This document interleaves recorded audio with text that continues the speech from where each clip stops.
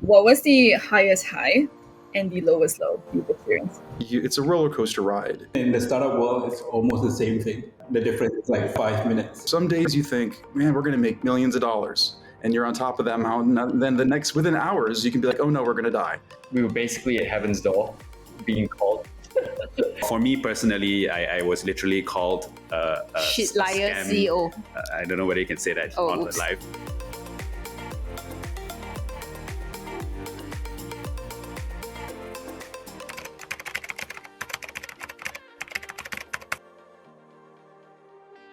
Being able to have investors at the beginning, within a year actually of when we start, that was a testament of people's faith in us. I guess every time you start a business, you never know whether you're just crazy, and having people backing us is definitely a high. So not only Iterative, but like everyone else who had put some money in us at this point of time. Yep. And I think with Iterative was like how uncertain our pitch was to them. Like I remember telling Bryant and Hsu Ken how we don't really know what to do, and that was it for them, right? Like so I think that was certainly a high, because we came from quite a low, right? Like that was a low when a lot of people said no to us. And also a lot of people didn't believe in us as founders. They just thought like, oh, pet market is too small, so like bye, right? But I think for Brian and Hsu Ken, they were like, okay, these guys, they know what they're doing, and they might not know everything, but they will figure it out.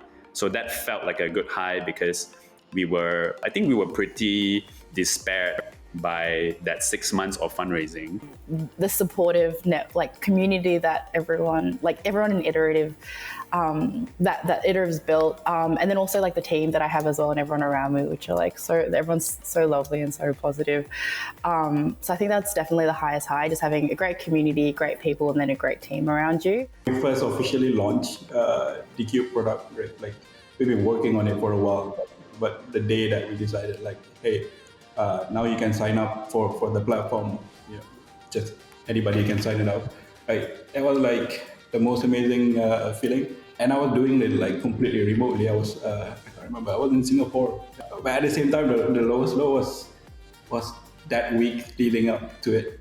It was just so much sleepless night, a lot of work.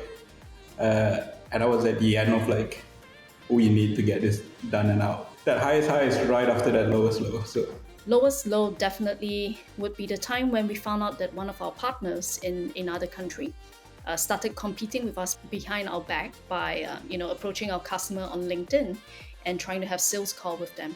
So we immediately terminated relationship with that partner, reduced our dealings with them, and managed to secure our customer. But what that really taught us, it was a bit of a silver lining, because what that really taught us was that we needed to develop a fuller product spectrum and a deeper solution, which we did in the end. I just wasn't getting customers. I was just trying different things, and every few days I would test different things, and people would take calls, but they just weren't converting. And that was like quite hard. So the highest high definitely was sales related. I think it was quite early on in our journey as a startup, in the first few months, that we actually closed a 70K kind of purchase deals from a large customer. So that was a validation for us that our thesis worked. The time when we launched our MVPs, and that time we want to get users to sign up, I think we sent near to hundreds potential users and wait for a few days and follow up for a few days, and finally able to get one to sign up to use our products. And the problem arises when the users start to use our products like on the first day. Sometimes because we are using our personal number to like communicate with the users, sometimes it's like 12 a.m. in the midnight and 1 a.m. in the midnight. They message us or call us and talk about the problems that they've met. Sometimes the user will like doubt on our product as well. It's like they question us like, am I the only user using your products, right? So our answer is like, no, there is many others are using as well. She's the only user because we just launched. I remember I was talking to Hsu Ken and Aaron separately, and I was just like trying to figure out, what else haven't I tried, because I just need to break through this point. And I remember like I was talking to both of them separately, and they were just like, are you learning? And I was like, what do you mean? Like, are you learning more about your customer? Are you doing everything you can? And I was like, yeah. And they're like, then that's progress. I think that really changed my perspective that day, because I kept looking at success as only being that number figure, but actually learning about the customer actually brings you close to that customer. And I think for me, that helped me so much get through that week. And I was like, it's okay. I know more about the customer this week than I did last week, which means that I'm one step closer to getting a sale. So I think that was actually really, really helpful, those words of wisdom. But every time you launch a product and you see people using it, and that satisfaction of watching your analytics dashboard kind of tick, I think that is very satisfying, and ultimately it's why a lot of people enjoy building products that people want to use. It's one thing to sell a product and you see the numbers going up, it's always nice. When you actually have somebody who texts you being like, okay, well, this actually changed the life of my daughter, she's dyslexic, I thought she would never enjoy reading, and now she's using our product and she loves reading and she's asking for it. And you suddenly you become more than just a business person. You're actually really making the world a better place, and that's just the best feeling ever. Is we got to a point where we had too many customers for the operational systems we built, right? So the thing is, the time we've all been founders since we failed many projects, we've never really considered what would happen if many customers came. That was never a thought, because it's never happened to us before. So we had customers coming in, and then suddenly the entire system crashed, and we're like, oh no, this is bad. What do we do? But then at the same time, it's a high. That's a good thing, because that means we're at least helping customers, or staying. New customers are coming.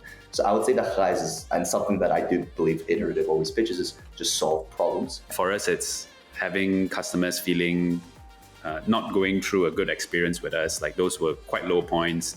Or for me personally, I was literally called a liar scam, CEO. I don't know whether you can say that on live. Yeah, but a scam CEO, or you're a liar for not paying their claims, or we just had to explain to them we can't based on our policy. But then you will always get all kinds of customers. So those moments were sometimes quite low. Yeah. And and you really don't, it's not nice to hear that, right? Yeah. But you just have to power through. Yeah. Also, when you have to work on mitigation plans and you confront the hard truth of having to let go people, when cut is the only way, those are definitely can be, it's challenging emotionally and professionally. And we saw that our runway was running short, and we had to make decisions to lay off people in the team. So I think that was really difficult for me. I'm very emotionally connected to my team, and I do this very much for my team. So it's very difficult to let people go who are really smart and so capable. So that was a really kind of big lesson I learned as what do you say, founder, just like a manager, a leader, right? I remember there was a time when I was just about to graduate uni. I've already rejected my job offer. So this startup was everything I had. I put all my eggs in one basket. This is, it's going to happen. And at the time I was talking to 4 different VCs, just so I can get even a small round, 100K US, just once I graduate. But we got into all the final rounds, and all of them got crushed. But during that time, I was really excited. I was sharing the excitement with all the team. I was because all the team were around my age as well. We're dude, we're going to raise money. Once we graduate, we can do this continuously. And they all got rejected. I remember maybe that time was the crypto crash. It's just something really bad happened, right? And then so everyone just pulled out of it, and we raised nothing. We had 10,000 US in the bank, in the company bank account. It was real bad. And the lowest of lows was I rejected the job offer. We have no money, and half the team wanted to quit. So which means I don't have a team, I don't have money, and I don't have a job. So that was really, really bad. And I'm gonna share this. It's actually one of the lowest lows I've ever felt ever. I wasn't eating, I wasn't drinking water. It was just up all day. Suddenly it was 3 a.m. and then I'm waking up at 7 to have meetings outside, and I was just not taking care of myself, and I could feel my entire body just crashing, right? So in terms of mentally, physically, emotionally. Lowest one is probably my previous startup, when I realized that I completely ran out of money. I had taken loans, my credit card was maxed out. And I remember sitting on the sidewalk just thinking, what am I going to do now? What's next? And I consulted my friends and family, and they said, well, what are you going to do? If you're going to give up, you're going to pay off these loans. You're going to be working for years just to solve the problem that you have right now. So I decided to get my act together, call everyone I knew to see if they wanted to buy my product. And 6 months later, I was able to turn the company from basically going bankrupt to becoming profitable again. And that was just before I sold the business. 6 months prior, I had nothing. It was going to be a bankrupt company. 6 months later, I actually walked away with money in the bank. That roller coaster ride is really important for founders to have, and that uncertainty. So you kind of grow to your ability to accept that level of uncertainty. I think the lowest low for any founder is when you're just beginning. You have a general idea of what you're doing. You're trying to rally belief, and the currency of a startup at that early stage is getting other people to believe. And if enough people believe, doors open. So it means you have to sleep on couches. You have to, script and search the couch cushions for coins if you need to. You sleep, you're traveling all the time. That's the moment that really shapes you. And if you can get past that early stage and you can break free from the limitations you have around yourself and your own comfort zone, all the rewards are in the unknown. And that's where I think a lot of people miss out, is because it gets so hard in the early days. They don't want to continue. It's not immediate gratification. It's a seed and grow, and it takes a long time to cultivate a garden. The high highs were actually at the low lows. And what I mean by that is there were some times as a startup when we were so screwed. Like, I don't know how we're going to make payroll. Nothing is working. Our best employee just left. Like, we're screwed. And I remember sitting in I feel like we're completely screwed. And Brian is like, you want to go get some food? And we go eat tacos across the street. And we're just sitting at the taco place waiting for tacos.